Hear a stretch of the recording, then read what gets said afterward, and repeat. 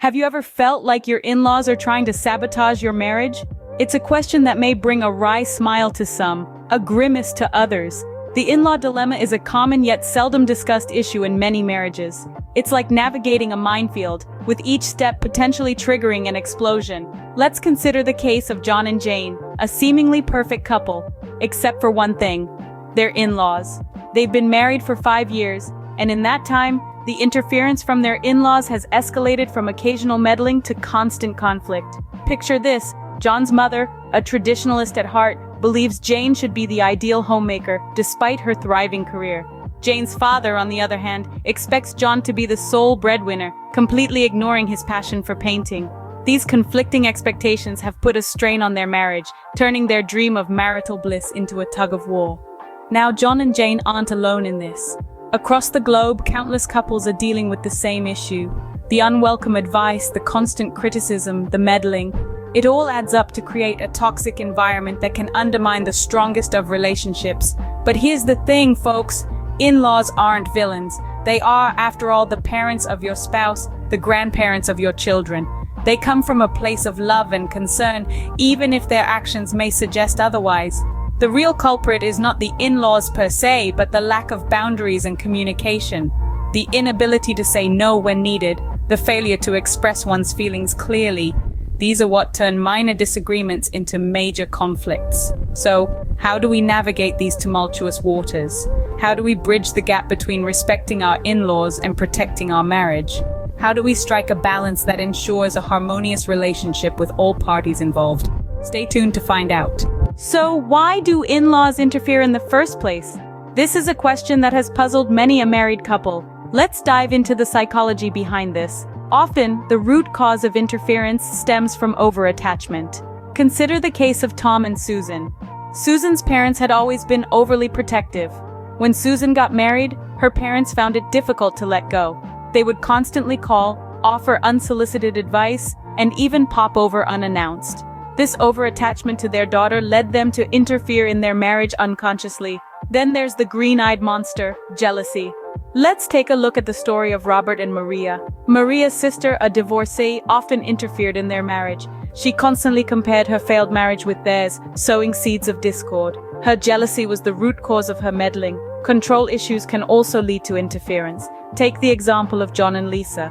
John's mother, a matriarch, had a strong desire to control everything around her, including her son's life. This need for control led to constant interference in John and Lisa's marital life. In some cases, it's simply a matter of differing expectations and values. For instance, James and Emma had a modern approach to marriage, which was in stark contrast to Emma's traditional parents. This clash of values often led to interference from Emma's parents, who had a different idea of what a marriage should look like. Sometimes it's a combination of these factors. Whatever the root cause may be, it's important to remember that in most cases, in-laws aren't trying to ruin your marriage intentionally. They're acting out of their own fears, insecurities, and misconceptions. Understanding the root cause is not about assigning blame. It's about gaining insight into the motivations and fears that drive these behaviors. This understanding allows you to empathize with your in-laws, which is the first step towards resolving these issues. And there you have it. Understanding the root cause is the first step towards finding a solution. Now that we know the why, let's focus on the how. How do we handle this interference? Consider the tale of Amy and Andrew, a couple who, like many of you, found themselves in a delicate dance with their in-laws. Amy's mother-in-law had a habit of dropping by unannounced, and Andrew's father was quick with unsolicited advice on how to raise their kids. It was a classic case of in-laws overstepping boundaries, and it was causing a strain on their marriage. So, what did they do? They set boundaries? And no, they didn't build a moat around their house or change their locks. They had a sincere conversation with their in-laws, expressing their concerns and needs. It wasn't easy, but it was necessary. Setting boundaries isn't about keeping people out. It's about defining the terms of engagement, about saying, this is our space, and these are the rules. It's about respect and mutual understanding. It's not about shutting the in-laws out, but about letting them in on your terms. Amy and Andrew made it clear that they appreciated their in-laws' love and involvement, but they also needed their own space to grow as a family. They requested that visits be planned in advance and that parenting advice be given only when asked for. They set these boundaries not out of spite, but out of love.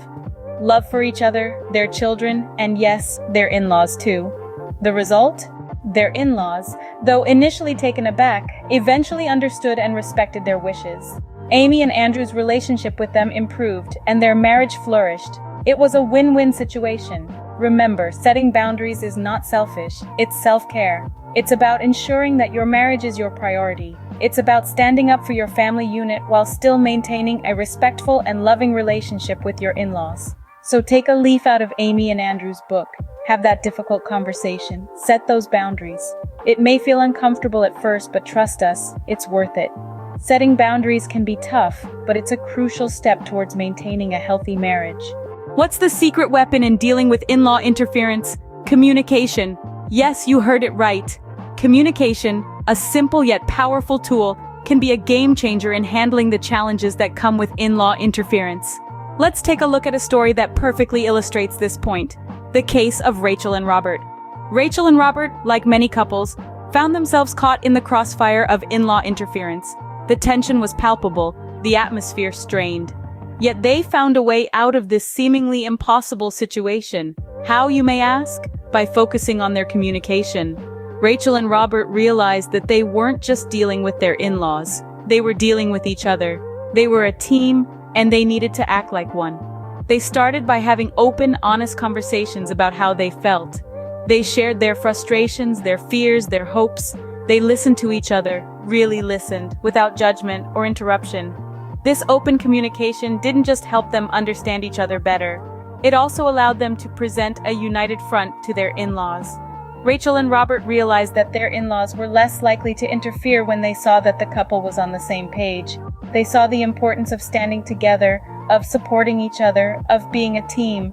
But communication doesn't stop at talking and listening. It also involves action. Rachel and Robert didn't just talk about their problems, they came up with solutions. They set boundaries, they sought help, they took steps to improve their situation.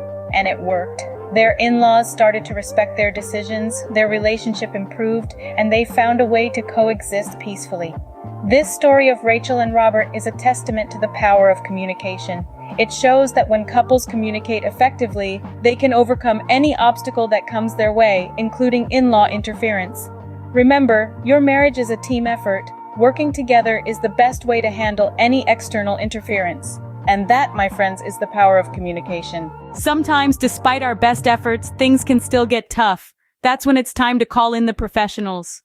Marriage isn't just a walk in the park, it's a journey. And sometimes, that journey can get a bit rocky. When you've tried everything and it still seems like you're stuck in a rut, it's okay to ask for a helping hand. Professional help, like marriage counseling or therapy, can provide a neutral ground where both parties can voice their concerns. They can guide you through your issues, offer advice, and even help you develop strategies to better handle your in-laws.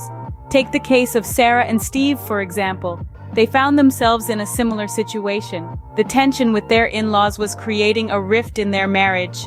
But with the help of a professional, they were able to better understand each other's perspectives and find a solution that worked for everyone. Never be afraid to seek help. Your marriage is worth fighting for. So, we've discussed why in-laws interfere, how to handle it, and when to seek professional help. But remember, every situation is unique. We've unraveled the complex tapestry of in-law relationships, examined the root causes of conflict, and explored the importance of setting boundaries. We've underscored the crucial role of communication, and we've highlighted the value of professional help when things get tough. Remember, these are not blanket solutions, but rather tools to equip you to navigate the intricate dynamics of your unique situation. You are not alone in this journey. Countless others have walked this path and emerged stronger, and so can you. If you found this video helpful, share it with someone who might need it. Don't forget to hit the like button and subscribe to our channel. Here's to happier marriages and healthier relationships with in-laws. Cheers!